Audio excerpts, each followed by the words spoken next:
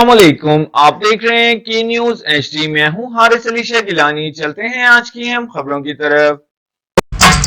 लाहौर टिक्का की शानदार कामयाबी के बाद अब नई branch Lahore tikka house, a name of test.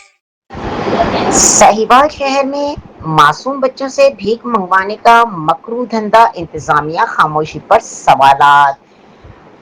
शहर के मुख्तलिफ चौकों, चौराहों, इशारों और शाहराहों पर पेशावर गदागरों की जानिब से कमसन और मासूम बच्चों को भीख मांगने के लिए इस्तेमाल किए जाने का सिलसिला तशवीशनाक हद तक बढ़ गया है।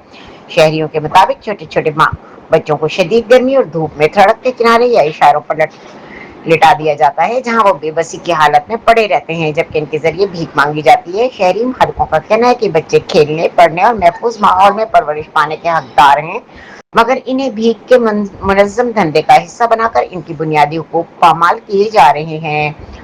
ये सूरत हाल मुतल्लका इदारों की कारकर्दगी पर भी संगीन सवालात उठा रहे हैं। शहरियों ने जिले इंतजामिया, पुलिस और महकमा सोशल वेलफेयर से मुतालबा किया है कि बच्चों से भीख मंगवाने में मुलव्वस अनासिर के खिलाफ फौरी और मौसर कार्रवाई की जाए। मासूम बच्चों को इस इस्तेहसाल माहौल से निकाल कर इनके तहफ़्फ़ुज़ और बहाली के लिए अमली इक़दाम किए जाएं, ताकि इन्हें एक महफूज और बावकार मुस्तक़बिल फराहम किया जा सके।